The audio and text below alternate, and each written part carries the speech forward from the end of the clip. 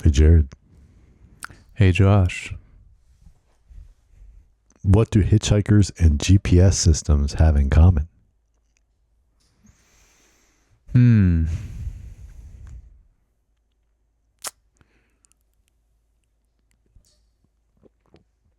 don't know.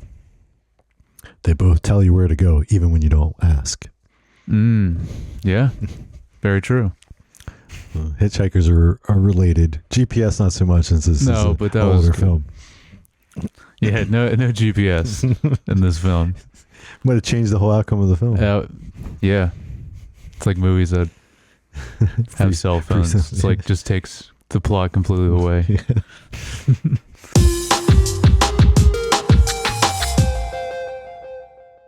Hey, welcome back to Screen Time Film. I'm your host, Josh, and you're the most obedient podcaster I've ever met in my life. I don't know about that. That's my co-host, Jared. Josh, your money isn't safe unless it's in a safe. See, that's why they call it a safe, because your money's safe there. Yeah, let's go with it. Yeah. All right, today... I didn't even remember the guy's name that says it, but yeah, it was more of a minor character.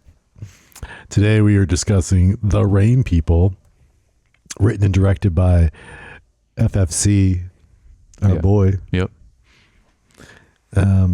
Francis Ford Coppola, for those of you that aren't familiar.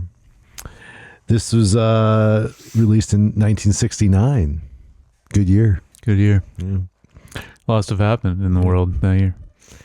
Rated R, an hour and 41 minutes, which is a breath of fresh air after his last film. Yes. Yeah, the musical was 2.5. Yeah, like almost 2.5. Yeah, that was rough. When a housewife finds out she is pregnant, she runs out of town looking for freedom to re-evaluate her life decisions.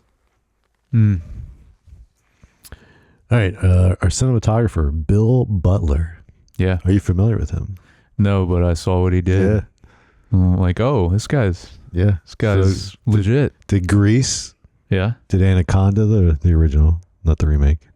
Okay. And Jaws. Yes. Also, The Conversation, which we're going to be doing soon. Yeah. Right after Godfather.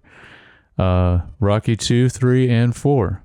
Oh, I didn't look that deep. You went deeper than I did. Stripes, great Bill Murray movie. And then this one, Hot Shots, not Part 2, which we were just talking about recently, but the first Hot Shots.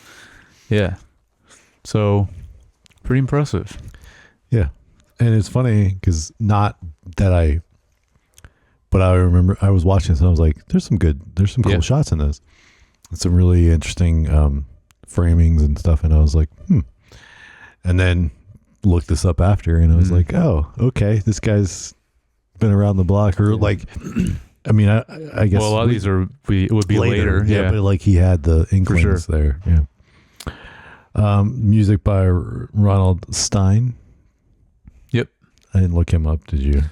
I didn't recognize the name. I looked him up. Nothing else really, but he's the guy that did Dementia 13.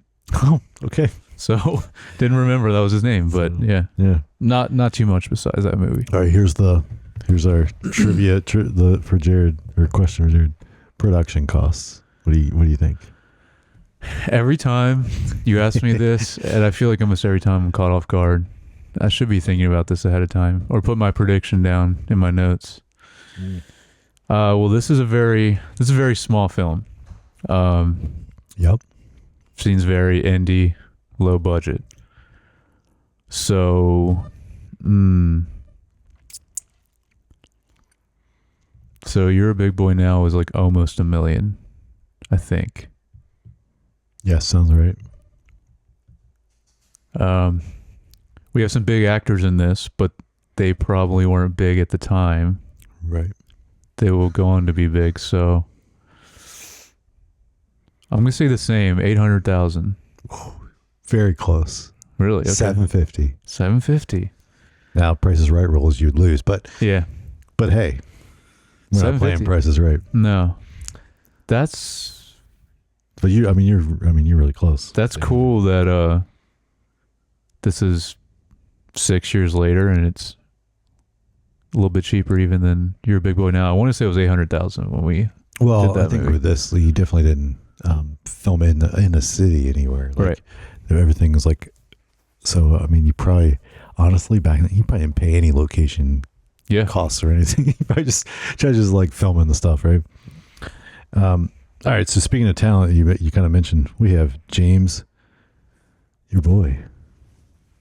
My boy? Yeah. James Caan? Yeah.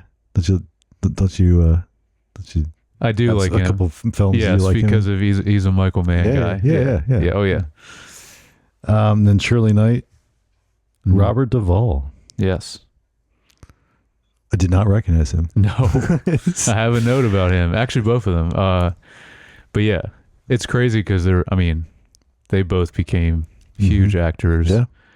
But I believe they both are like Francis Ford Coppola staples as we go. Like they're both in The Godfather. I don't know about all three. Right. And I want to say they were in some other movies of Coppola as well. So. And then the last note I just had, like, because the rest of the cast I didn't recognize anybody, but I had Eleanor Coppola, his wife, plays the wife of Gordon's wife in the flashbacks. Oh yeah, I had that down. Yeah. Yeah. That's cool. Yeah. Uncredited, like in the but yeah. Yeah. And then there's one other note. Yeah, I had this down too. Yeah, you had this on the production associate. Yeah. Yeah. So I saw that in the George credits. Lucas, yeah. George Lucas, production associate. I saw in the credits, it's like, is that the same George Lucas? Right. And had to look it up, and sure enough, IMDb confirmed. So what is that? He just what does he do? Just Production associate? Yeah, it's probably again because like the crew was very small in this. Yeah. Look like it was probably just like a generic way to just be like, hey, you're just helping out on the set. Like you don't have any of the main roles, but you're just like. I don't think did he even do his first movie at this point? George Lucas might have been right after this. I don't know. Because I believed he did 2 movies before Star Wars. So yeah, I don't think he would have done much in 1969 as far as his own directing. Probably not. But yeah, I thought that was interesting. Yeah. All right. Overall thoughts on this film? So like I was saying just a little bit ago, like very, very small story and cast even. Not many people in this. I did enjoy this movie. I think some of it has to do with this is the kind of film I think that's going to hit differently for different people depending on their circumstances and where they're at in their lives. Now, you could generally say that probably about any movie, but I was thinking specifically this movie, I think that plays a factor into it. Yeah. But yeah, I liked it. Okay. Well, yeah. I'm kind of, I guess, in the same boat as you. Like, I enjoyed the film. Yeah. It's not great, but yes, I liked it. I probably wouldn't rewatch it again, but it was interesting enough, and there was some, honestly, the acting from the two leads, I think, because it is so focused on them and their like dynamic between the two. I think that's what kept it interesting. Like their I agree. chemistry, for lack of a better word, even though it wasn't even, when sometimes people use that, it's like sexual chemistry or whatever. It doesn't have to be though. It doesn't have to be, and it wasn't. But like I think that tension and dynamic between them is what kind of. I mean, she's pretty mean to him at some points too. Yeah. So yeah. Well, he's frustrating. Like it gets frustrating. Yeah, of course. Yeah. So cool. Well, we didn't say, but yeah, like neither one of us knew anything about this movie. Right. Going into it, never heard the name, never saw it. No. This is first time for both of us. So Yeah, let's like we can talk about this now. What's been your favorite film of his so far? Because obviously after this and we get into The Godfather, that's gonna probably trump anything we. Yeah, so probably like up until this point. Although me personally, I haven't watched Godfather in a while, so that'll be fun. But I'm a huge Apocalypse Now fan. So, oh no, I wasn't meaning. I mean, there's a handful of good movies. I thought you mean like overall his whole filmography. No, I meant like so far of the ones we've watched. Because as soon as we cross over this line, like there's a jump for sure. Yeah, we were mentioning that pretty much all this whole next decade is like it's all heaters from him. So that's where I'm just kind of like let's. So, Dementia 13, You're a Big Boy Now, Finian's a Rainbow, and this, right? Yeah. We only did 4? Yeah. Sounds about right.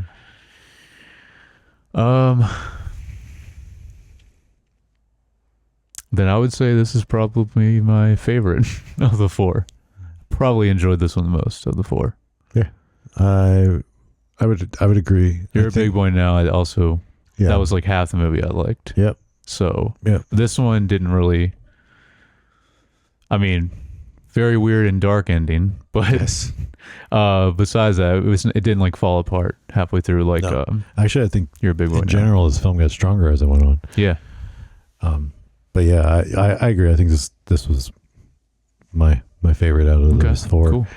And then You're a Big Boy Now would probably be in there, and then, oof, I don't know, because they both kind of. I know the other two are rough and for different reasons. Mm-hmm.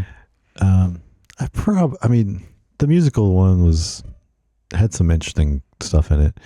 I thought it was so boring, though. I think I would put Dementia 13 above it. Yeah, plus it's like only an hour long. But Dementia 13 was like so hard. It was really hard to watch from like a technical standpoint. It was really rough. And then still was a little weird story wise. Yeah, it was. I don't know. Just kind of we'll leave this at the bottom. But yeah. But yeah, this was a solid movie. Like I mean, and I can't. I mean, at the time when it came out, I can't imagine it really being like a promising indie film. Like when I mean, nowadays stuff gets made all the time, but like that for 1969 though. Yeah, for that time period, because like nowadays somebody would make this with their phone, but but I don't know. Did it win anything? Or nominated? No, not anything Academy, but I don't. Okay. They had like one award that it won. There was some random thing I never heard of. Yeah, I know what you're talking about. Yeah, when I look at IMDb, they list everything. Any film festival that they and like there was some random thing of the Golden Monkey Award or something. I don't know, something weird like that. And but just that was the only thing. So it is interesting seeing this be just like such a small and probably didn't take that long to shoot kind of movie. It makes sense that then he would want to go like real big next after this, for The Godfather. You know what I mean? Going from a really small movie that he's filming to something way bigger scale. Well, did he want to though? What do you mean? Did you watch The Offer? Yes. Yeah. I don't remember everything that happens in it. I'm trying to remember FFC in that movie or show. I feel like he was very reluctant, and they had to there were so many problems. Yeah, but on all ends, the producer guy was the one that had to kind of convince him to do this film, and also help write it, because they had a script or something. But they had his name Mario, that wrote the book. Yeah, and then they had to convince him to do that. That's right. That's what it was. Mm-hmm. So I don't know that he was like, but it's also crazy to think like they gave him, based on this stuff, these 4 films, this is what he had as a resume. It's insane. Yeah, going and then into that. Yeah. Yeah, I kind of want to watch that show again, because I haven't seen it in a couple of years when it came out. Oh yeah, I mean it's definitely like once we watched the Godfather films, I like, or at least even the first one, I want to go back and watch that show. Yeah, I really like that show. Anyway, yeah, it was really good. It was really good. That's The Offer on Paramount Plus. Yeah, for those of you that are not about the making of the Godfather. Yeah, it was a dramatization based on true events. Yep. With what's his name as the lead? Miles Teller. Yep, Miles Teller. Yeah. Yeah. There's a good cast in that for a lot of people. Yeah. Yep. For sure. Yeah, it was good. Yeah, I got to watch that again. Mm-hmm. But there's not really a shortage of new stuff coming out. There's a lot of stuff, so I don't know. I gotta take a few weeks off just to watch TV. Yeah. Yeah. Even though we just came back from vacation. I know. Have some time always at the end of the year. Yeah, I think holidays is normally when you can do down a little bit. Yeah. All right, well, let's get into some of the story stuff we liked, didn't like. What's something you liked or stood out to you? Because I don't. This could apply to any of his movies that we're going to cover of his, but I just found out that Francis Ford Coppola's nephew is Nicolas Cage. Oh, yeah, I didn't know that. Very random. Me neither. It's his nephew. Yeah, so I wanted to say that. It's just crazy. So yeah, but anyway, my first actual note. Natalie calling from gas station off the Pennsylvania Turnpike was just interesting because that's near us, and I've been on the Pennsylvania Turnpike many times. Yes, I have a note about that as well. Okay. I also the scene when scene where she's like driving. It's a weird. So I have a note about this too. Like the cutting back and forth when they're like memories is really like rough, and like this. It's like they're trying to do like, I guess, trying to make it feel like they're flashbacks of them thinking these things, but it's kind of like he did some weird stuff like that with also in You're a Big Boy Now, where it was like, and someone's talking, and it's like, but the scene's still going, and it's weird. And I don't know. Yeah, we didn't like it in that movie either, and I don't really like it in this. It was weird. But anyway, there's the flash where she's also got the option to go in the tunnel or not, and like I've been there, obviously New York City, like the PA Turnpike looks a little different than what it looks like now, but yes. But I wonder, like, to me, I wonder what, we'll have to look, because I don't look at trivia ahead of time, but I wonder like where they filmed some of the stuff at. I was wondering that too. If they really just drove to different places and filmed. Yeah. Yeah. Because I mean, this part at least looked like the Pennsylvania Turnpike, but yeah, some of the other parts I don't know if it actually was where they familiar filmed as much with the areas as right.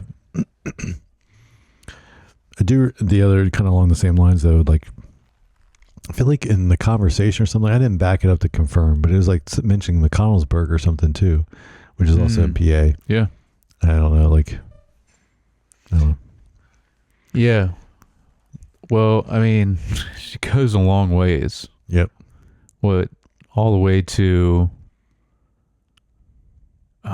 she call him again in Oklahoma or something? Is that where it was? Yeah. So, yeah, it's interesting how far she drives.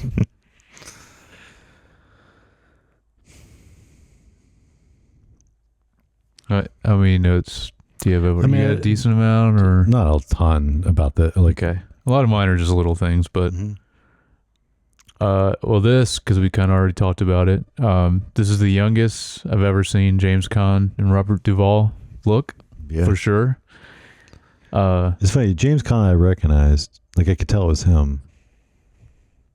See, I didn't as much because I think it's the buzzed haircut. Like, right. I don't know. It seemed because he's just looked really young, and I'm used to it. He is really young. Though. Yeah. Same with Robert Duvall. It's just like, and him, I could pick him out a little bit easier, but just both of them, just the stuff I know them from, they're way older. Like just overall. And they're the kind of people that always have like looked old, like from my knowledge. No, you're right. Like once they hit that, like they always. But Robert Duvall in this, like he already has like the receding hairline, like, and you're like, oh wow, okay. But I didn't recognize him like until after we looked it up. And I was like, oh, that's who that was. Like it was like something about it. The guy, I was like, this guy seems a little familiar, but like I didn't know who it was. Whereas James Caan's, I did know. Like I was like, oh, that's like, it was like you could see it in his eyes or his. But again, you're right. Like you're used to him having also like kind of like the hair and the receding hairline or the balding in the center, whatever you want to however you want to call that. And I want to mention Robert Duvall obviously has done a ton of stuff. But I wanted to call out his seminal role as Vince Vaughn's dad in Four Christmases. That's the first thing I think of, which people listening or watching this are like, are you kidding? That's what you think of with him? So I know he's been in a lot of great stuff, but it's just... oh man, I'm trying to like his name. The director guy that's like his brother. And then... directed Iron Man. Jon Favreau. Yeah. Oh yeah. Yeah. Yeah. That's one that like every year. Yes. I usually watch around Christmas. Yeah. It's so funny in that I always find that interesting. Like somebody like that's like such an accomplished director and writer doing all these things, and then yet he'll still do like random weird roles like that. Yeah, and he's great at it. The heck of it. Yeah, and he is. Well, just them back and forth also, just because we know from Swingers and a lot of other things. It's just Vince Vaughn and Jon Favreau. Just their dialogue together is always great. Yeah.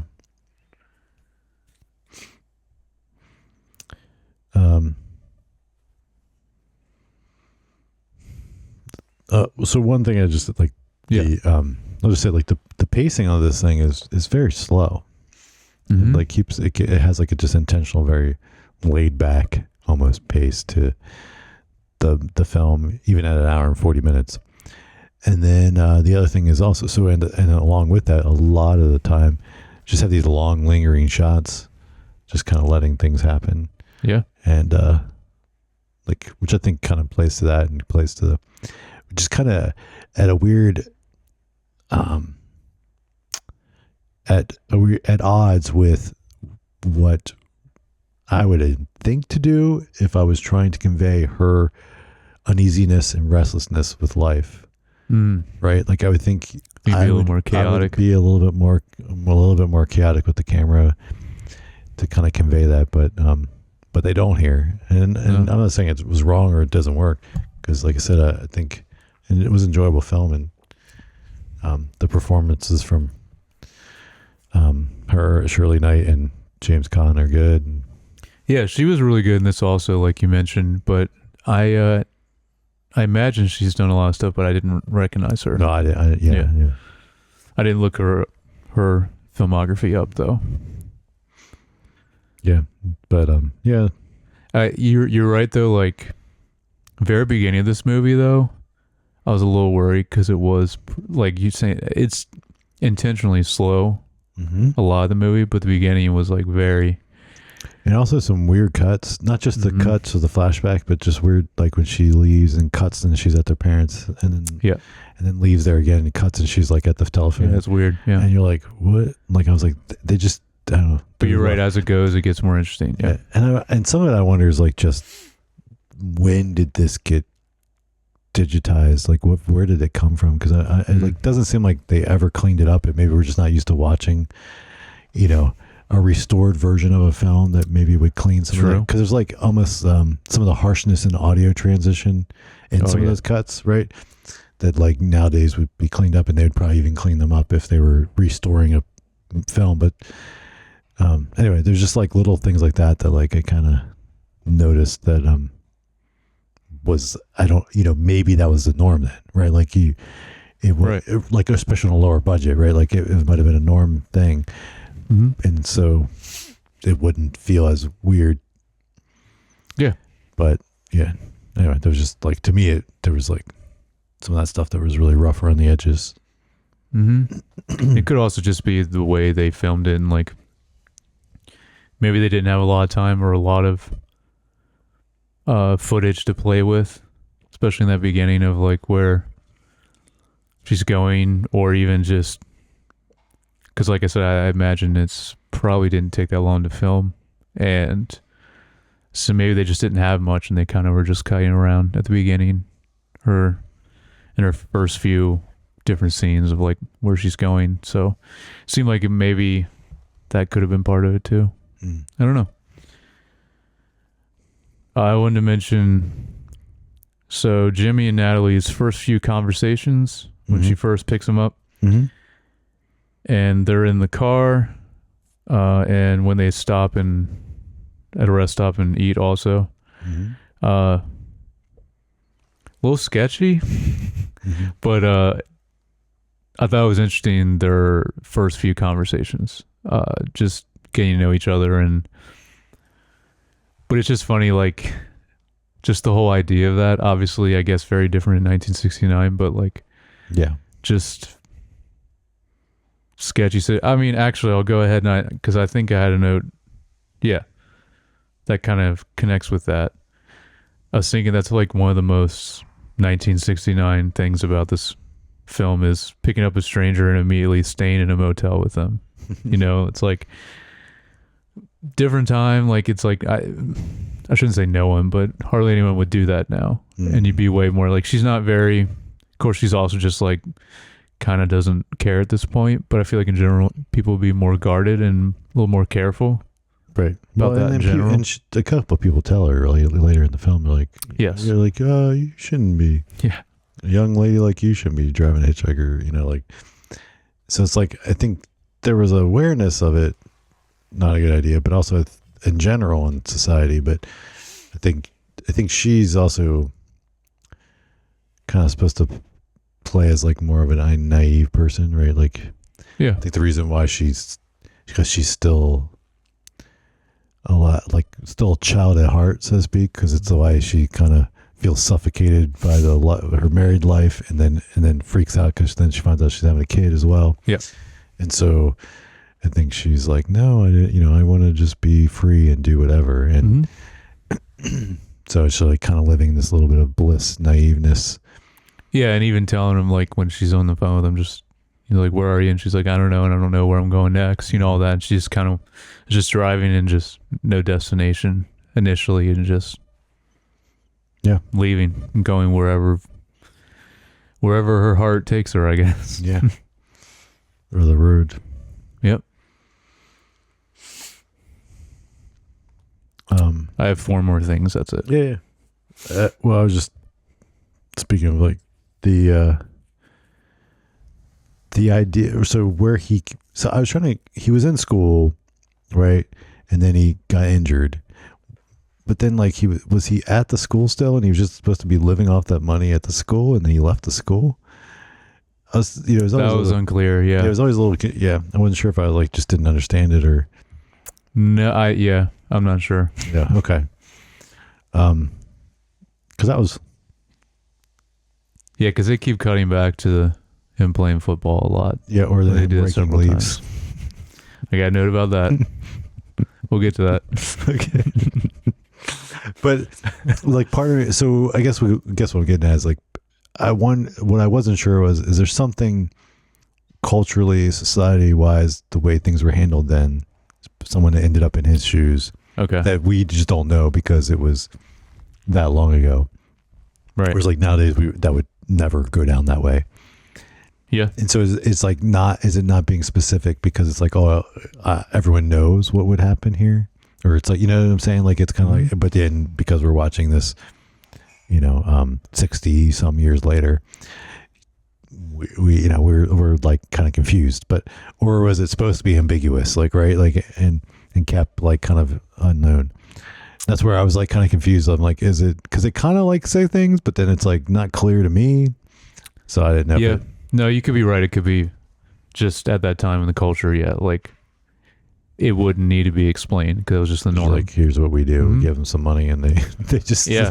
I don't know. We're still at the point in his filmography where both of us have not been born yet at this time. Yeah, that's still going to be a while. Yeah, it's going to be a while. But I will hit that one before you do. Yep. Yeah, so that I just found it interesting the way a mentally disabled person kind of is portrayed in this film / as society maybe would have been then. And just kind of like, oh, you're here to fend yourself. We'll give you a little bit of money and and just go. Yeah, because it is interesting. Because I guess, I mean, they kind of talk about it a little bit, but like where he initially was going or what he was doing when she does pick him up, you know, or if he was just trying to get a ride and just to wherever. Well, I think he really thought that girl that he was seeing, and that's her right. Dad had said that he gave her a job, and so like in his head, that's what he remembered. So he's like, I'm going to go there. She likes me, and I can live there, and Dad'd give me a job. Mm-hmm. And then, well, they get there. Yeah, but that's like one of my next notes. So was like about the drive-in was really cool. The old drive-in that the old drive-in theater. Oh yes, that this alleged ex-girlfriend's dad owned and was going to give him a job. That they go was pretty cool. Even the town that they stop in before that or right after that, just looked. It was interesting because it looked like an old town that you'd still see in these areas, and so kind of had just the right feel for like the PA or Ohio town or whatever. Yeah, it looked more. I mean, I guess I guess she is still technically in PA at this point, but it looked more Midwest. Like it looked, the kind of town it was looked more like, like you're saying, Ohio or more closer to Oklahoma or something. But but she is still in PA at this point, right? She hasn't been driving. Think so. I don't think they say at this point. Yeah. Because we kind of only know when she calls, right? Like, I don't think they really talk about where they're at or where they're going much besides that. Yeah. Or where she's at, where she's going. Supposed to get.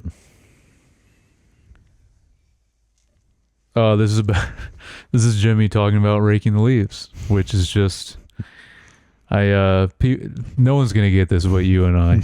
But it's just I thought of this when he was saying about that. It's just I thought about Micah too. So our brother ruined that saying for us for like ever now. I don't even remember most of our lives, but I just can't. Someone mentioning raking the leaves, I can't take seriously. I always laugh now. But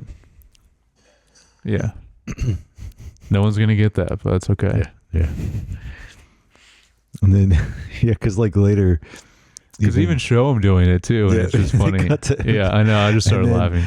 And then even later when the ex-girlfriend, someone else mentions it. She's like, he's really good at it. Yep. It's just Oh man. Yeah. So then how about the I don't know what else he knows you got, but the scene when the cop pulls her over. Like, dude, this guy was shady from the get-go. Oh yeah, Robert Duvall, Yeah. Yes. Gordon. Because I was used that as my quote. I'll get you there in a flash, and she like starts laughing. Flash Gordon. Yes. Yeah. That's right. Yeah, he was sketch from the beginning. Like, he was like, it was weird though because sleazy kind of. Why did she even agree to go to? I know, but like, it was like partially like he would kind of throw in something like kind of sketchy or sleazy every now and then, but then the other time it's just like, oh, he's just being like a cop from 1969, So it's like it's kind of a fine line between that. So Yeah, but there always, you're right, was a little something that like it's, and I'm sure that was intentional because like then you're not as, by the end you're not as like, oh, this is crazy, that it goes here at the end makes sense somewhat. Yeah, just from his initial character. And it was just a weird. It's definitely a weird and I guess it's kind of the only other things that almost didn't work for me. I didn't buy that she was into him. No. And then even just the way he treated his daughter, like the first moment. Oh yeah. I was like, I'd be out of there. Like I'd be like, oh, you're not a person I want to even be around. Yeah, I don't really get it. The only thing I can think of is just she was just that lonely at that point. Yeah. I don't know, because I don't understand the appeal for this guy or what she sees in this guy. But speaking of his daughter, though, I just thought it was hilarious. Like she has a mouth like a sailor. Like, dude, she was like right off the bat, she was just like so many curse words. It was hilarious. And the brassiere thing was like hilarious. Yeah.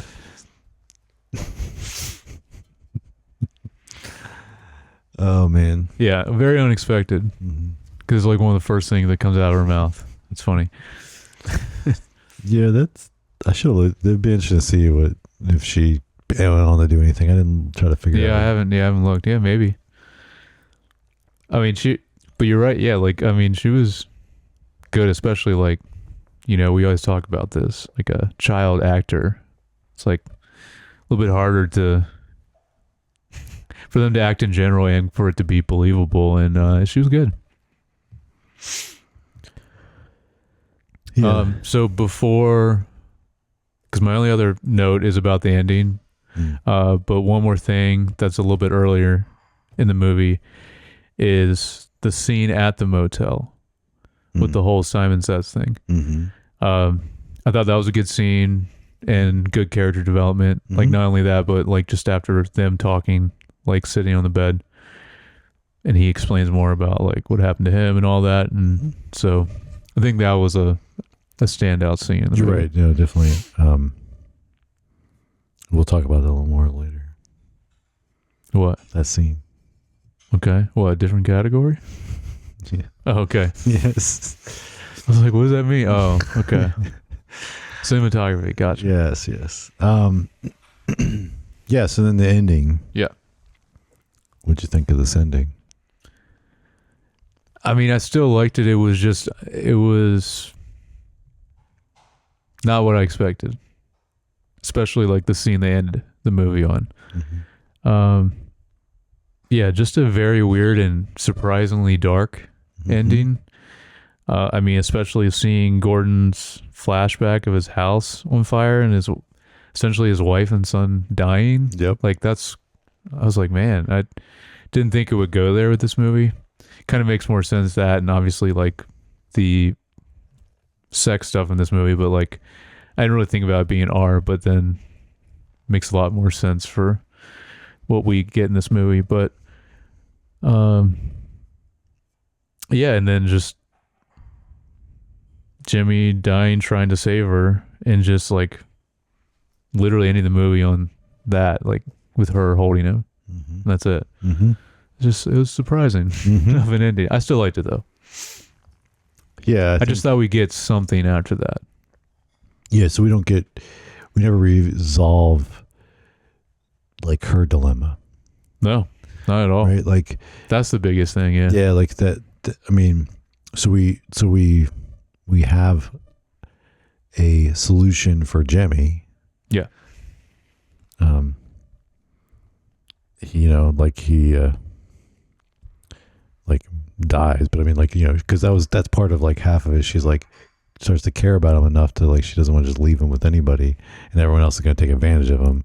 So then she doesn't want to. So then she's I mean, and he ultimately saves her. Yep. Yeah. But but then like he's gone, so she doesn't. So then she can move on to whatever she was going to do, but we don't know what that is, right? And then, but also, I mean, like again, the stuff with Gordon, like, was the part that didn't work for me. So it was kind of like rough there at the end for me in general. Yes. Like don't think it was bad having him kind of save her and die like that. The idea of that, I think, is not a bad ending. But just the stuff with him and it was like, I guess, I don't know. Like, it's not funny that his wife and other kid died in a house fire, but it was like almost like, oh, you're supposed to feel bad for him, and it justifies that he's a jerk and a complete like douchebag, like in general, because of that. And you're like, okay, that's not doesn't make it okay. So no, definitely not. I was just surprised that like we actually went there to like seeing the flashback of that. Like that was unexpected. Like, that's a big effects thing. Like, I mean, right? They had to burn a house down or do something like that. Like it would be a lot of the. That's probably most of the budget. Yeah, it's like some of the budget. It's not like like some of the football shots would have been pretty easy to get a few people together and just get some shots of them tackling each other or whatever.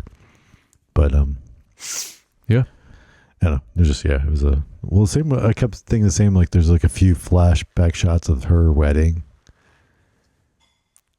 Oh yeah, and they're like dancing like earlier. That's right. And I was like thinking, like, man, you set up a whole scene for a wedding, and just for these few flashback shots.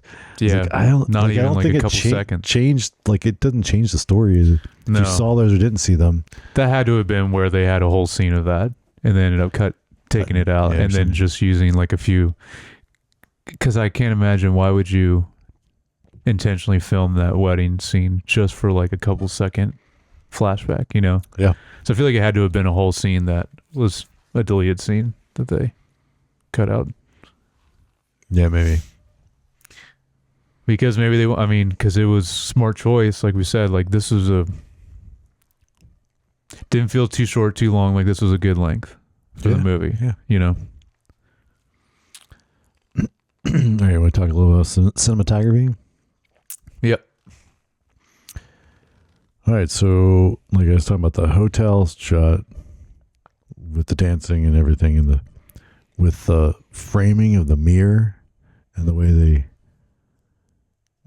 used that to like frame them walking in and out of each other and being able to see both of them talk, but like really the one was in the mirror. Yeah.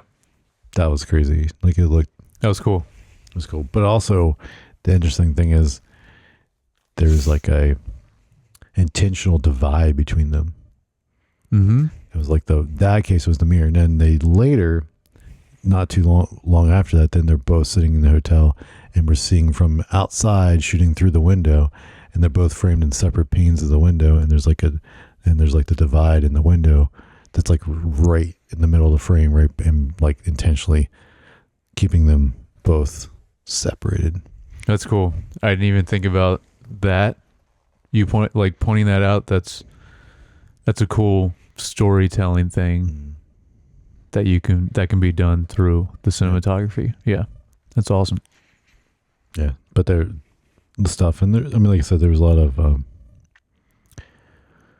decent, cool framing and shots and stuff that were like, oh, this is some interesting stuff to happening here. The other one I mentioned was then like towards the end in the or that I wrote down in the trailer.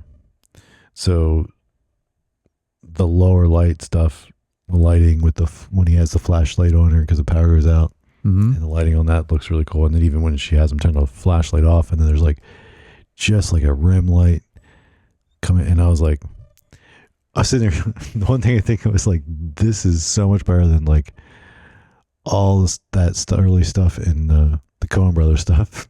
Oh, like not until like later with Deakins. This is before even their first movie. Yeah, this is 69. Yeah, and I'm like, so somebody knew how to do some good lighting, just not most people because they didn't have YouTube videos to watch, I guess. But no. Anyway, but that, and then there was like right after when she got mad at him and she was trying to run from him and she was throwing pots and pans at him. They did like a POV, like it was like the camera was like moving at her, like you're almost like seeing it from his perspective. Oh. They just briefly. Okay. Yeah. But it was like interesting, and also just from my perspective, interesting use of camera, especially way back then. Like nowadays, people do that, but like that time period, like you don't think of POV shots for like from in old movies like that. No, especially because we've been mentioning like how big a camera was back then. Yeah. So it's like you just didn't think a little bit harder, more to consider when you're trying to do a shot like that. Yeah. So those are my general notes of like. Okay. Well, I mean, we named a lot of the movies that what's his name? Bill Butler has done, but like honestly, all of them aside, just the fact that he did Jaws, like that's because when we talk about cinematography, especially in that movie, is great. So, and that was not too long after this, right? I think mid-70s, maybe. Yeah, sounds about right. Say, yeah, something like that. My only thing for cinematography that I really thought of, it was actually like very, very beginning of the movie, and then I want to say like halfway through the movie too, was probably the two times I saw this, but really like nice and like kind of, I would call it like artsy shots of the rain. Like they start the movie with it. Yes. I want to say specifically on the road. There's a long shot on the road with the trash pickup. Yep. The puddle. But then they do some other close-ups of like just leaves and that are wet and the raining outside and yeah. But like which also yeah. No, I just this is a side, but like it seemed very forced the name to get the name, like just like in the moment where she's like explaining the rain people. He's explaining the rain people, and you're like, did you decide to call it this and write that in? I like, know. It didn't feel like it wasn't much of an explanation. No. It was just like the rain people are people that wander in the rain. Like it was something like, yeah, it wasn't even anything like profound. No, I know what you're saying, but that was basically the other time is I think when they're talking about that, there's some more rain shots of, I think it was even like on the car or like they're looking out the window and yeah. So that kind of in general, just a lot of the shots with the rain, in particular, I thought was great, which if you're going to call your movie The Rain People, you got to have shots of the rain that look good. And in the beginning there, so there's two things I was like, oh, are we going to get an interesting opening? And it didn't really do. It was way more chill. Like, you know, like he had these other creative opening things on some of the other ones. But then also when it was raining so much there in the beginning, I was like, is this, because I knew what it was called, The Rain People. I was like, is it going to be raining the whole time? And I was like, that's a lot of, unless you just film only when it's raining, like that's a lot of fake rain you got to make. Yeah. But then it didn't. It wasn't raining the whole time. Nope. Yeah. Now that I'm thinking about it, it is weird that very beginning you briefly see him in the bed, but like we don't get a scene with her and her husband. No, I mean we see him in person and we hear him over the phone. The flashbacks of the wedding. That's right. There would be like some shots, but like because I was like we didn't really know what it looked like. Yeah, I thought there'd be conversations with them, or like even like a flashback to them, which is also an interesting choice. It is. I think it was an intentional choice because it's like they almost want us not to like care or like him. Yeah. Right. But like you never see his side of the conversation. Nope. You just hear it through the phone and yeah. All right, music, score. Yeah, Ronald Stein. Mm-hmm. Actually, I think I mentioned Dementia 13. Like I liked what he did with it. Mm-hmm.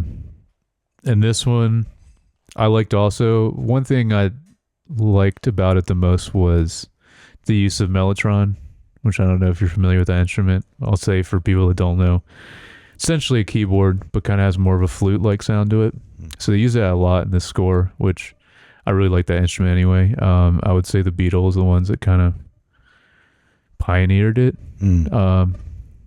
I've used it in a lot of stuff I've done too, but so I like that, and it was kind of more.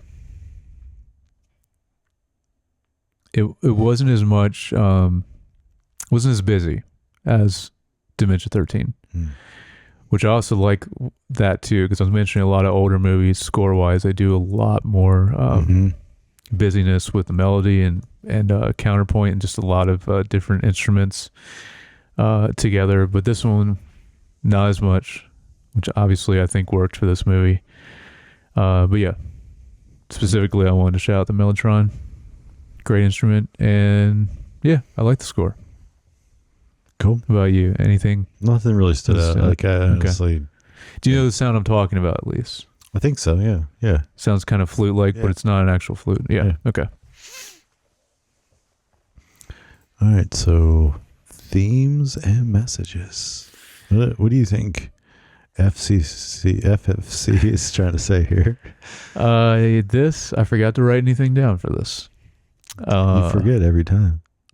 I feel like sometimes I have something. This time I actually really did not even think about it. Well, I was trying to think of like, so it's interesting his choice of like using a woman, pregnant woman, freeing from her feeling.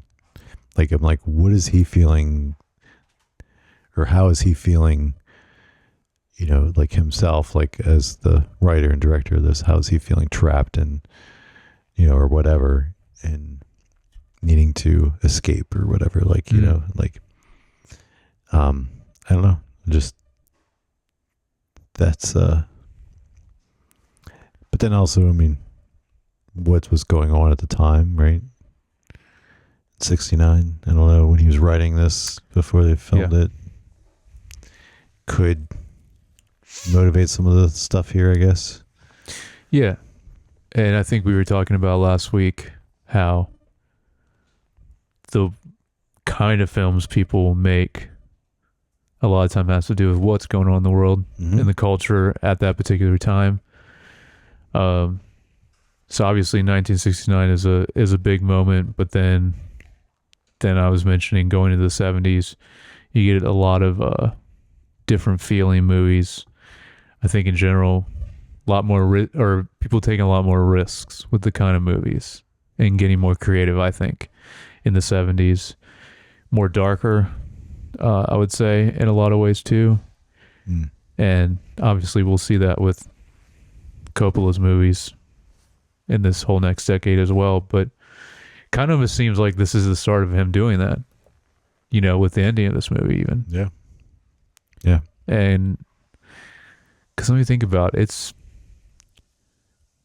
besides Dementia 13, which essentially you told me in the trivia, like they asked him to make like a Psycho knockoff, but like taking that out of it, it's like this, you know, nothing really in You're a Big Boy Now or Finian's Rainbow. This is like him, I feel like stretching the genre a little bit.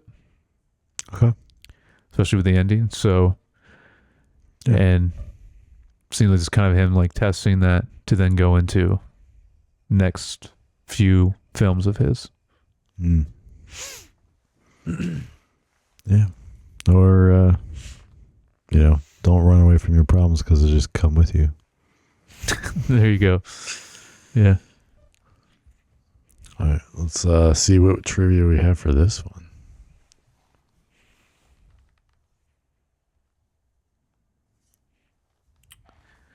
I got a little real quick because she's the only one I didn't look up. Shirley Knight.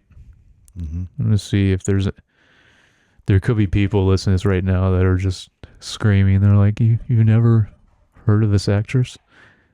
But let's see.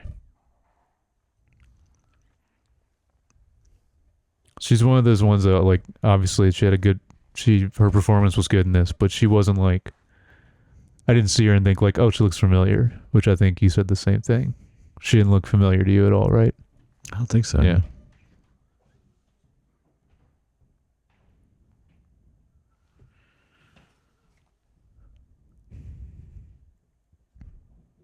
Oh, okay. All right. Top one known for As Good as It Gets. As Beverly. I don't know if I haven't seen the movie in a while.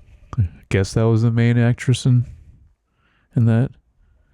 Oh, Grandma's Boy. Great movie. She's in that. That's cool.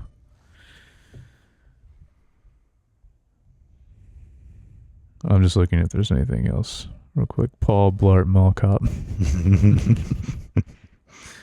5 episodes of Desperate Housewives. Hmm. 1 episode of House. Okay, so I'm looking like way ahead though. I gotta look at older stuff and see. But anyway, that's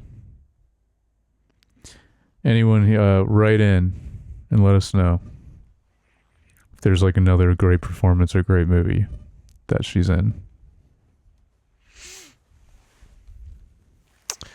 All right, so a lot of this trivia is like where they filmed different things, but Okay. so We were wondering that anyway. The parade scene, Yeah, was filmed in Chattanooga, Tennessee, during a Veterans Day parade.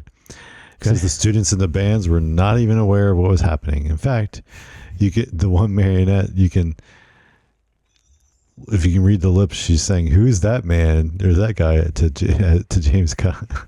that's Caan great. was weaving through the parade. The flashback of the house burning was in Brule, Nebraska, filmed. George Lucas visited the set while finishing film school, having heard that Coppola, his fellow film school graduates, they must have gone to the same school, was directing. The two struck up a friendship and became frequent collaborators during the 70s and again in the 80s. Nice. This is in Coppola's top 5 favorite films of his own. Is this film? Oh, even now, like he's I mean, as of this, I don't know when this was written. yeah when he was talking about it. Yeah.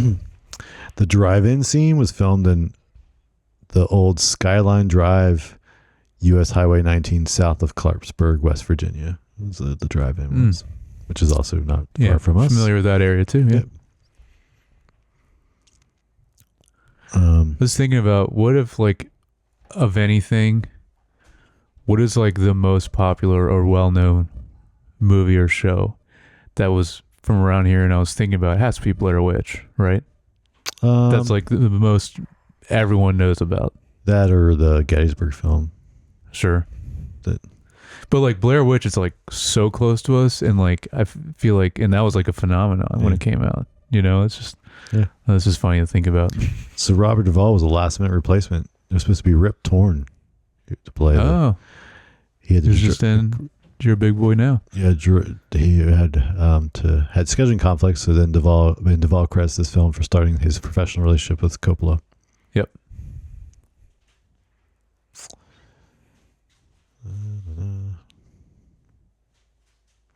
The flashback scenes with James Caan raking leaves is at Hofstra University campus, where Coppola studied drama. Some other parts of the film were shot around Clarksburg and Weston, West Virginia. So obviously just like random areas mostly for this movie, like you mentioned, which would be the easiest thing to do for filming, but it's cool that they actually did go to different areas just so it didn't all look similar and actually felt like, you know, they were doing some distance as far as then some of the other stuff was, a lot of the later stuff was filmed around Ocala, Nebraska, because you can tell from some of the tourist attractions that are behind Shirley Knight when she's talking on the phone. Okay, that's what she said. She said Nebraska. I was thinking Oklahoma, but yeah, Nebraska, same kind of area. But he had Shirley Knight in mind for the role of Natalie from the outset. He saw the film as a star vehicle for her. The two had an extremely fractious relationship throughout filming.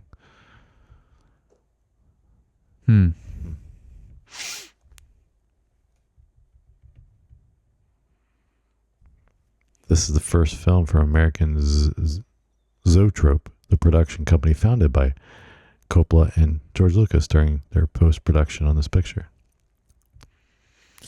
I wonder if, just because you mentioned Coppola and George Lucas having a relationship, you know, at least through the 70s and 80s and probably onward. So, you know, George Lucas was kind of involved with Coppola stuff. I wonder, did Coppola ever like visit the set of Star Wars, or, you know, like, you know, any of his movies? That'd be interesting. Said they filmed for 5 months. That's longer than I thought. Yeah, it was longer than I would have thought too. Wow.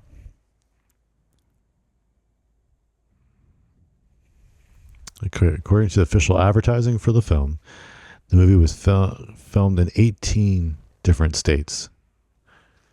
And was completely photographed Really? on the road using vans for transportation. 18 states.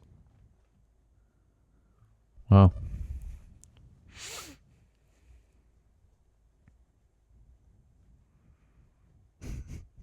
This was the second movie in 1969 where Rip Torn was replaced by a future Oscar-winning and eventually legendary actor. Rob Duvall replaced him here, and Jack Nicholson replaced him in The Easy Rider.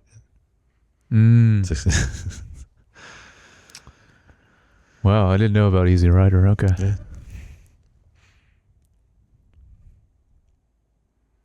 Yeah. Okay.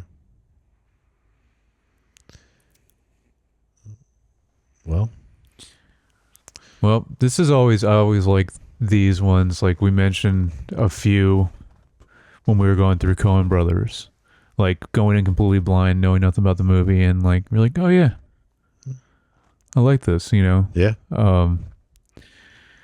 I always think of A Simple Man because like I really liked that movie and knew like nothing about it, and that was like a really big surprise. And yeah, so I always like going through these in these, and especially in this order, the way we do it. You get to see the director, how he grows and changes and experiments, tries different things. Yeah. So For sure. Yeah, it's a good time. Well, next is, like I said, we've kind of mentioned it a couple times. A little indie film called The Godfather. Yeah. Have you heard of it? This one I knew a little bit about. Yeah, you know a little bit about it, yeah. Seen it a few times, once or twice. But yeah, this obviously is when his career shifts and changes. But I actually haven't watched it it's like been a while. ton. Like I've seen it a few times, but it's been a while, really long time. Yeah, me too. And it's not like one that I've revisited like a ton. But yeah, I'm excited to get back to it. Yeah, we'll have some guests. Yep, that's the plan. Yep. We'll see if will the pod be as long as the movie? Ooh. It's a 3-hour movie. Did you know I did look it up. It is number 2 on top rated of all movies. Oh, really? Number 2. Number 1 is Shawshank Redemption. That's the number 1 movie ranked. I mean, it's a good film. It is a really good movie, but I don't know why that would be number 1. Yeah. Yeah. But it wouldn't be my number 1 for sure. But because this is the second number 2 highest rated movie of all time. Well, this is crazy. No, Godfather. Yeah. Save it for next week. Yeah. We're gonna have a lot to say anyway. Yeah, about it. Plenty to talk about, I'm sure. Yes, but I'm excited. I haven't seen it in a while. Cool. Well, you guys let us know if you've seen or heard this film, and if not, maybe check it out because we both enjoyed it. Yeah. The Rain People. The Rain People. Whatever that means. They tried to explain it, and it really was nothing. Yeah. Do you have any thoughts or feedback for us? You can write in at feedback@screentimepod.com or leave us a comment or DM. If you'd like, we would appreciate a follow on or subscribe on Instagram. Oh, sorry, Instagram, yes. Spotify or Apple Podcast or YouTube. YouTube, yeah. And you can follow us on Instagram. I am at Jay Youngbar. And I'm at Jared Youngbar. All right. Catch you guys next time.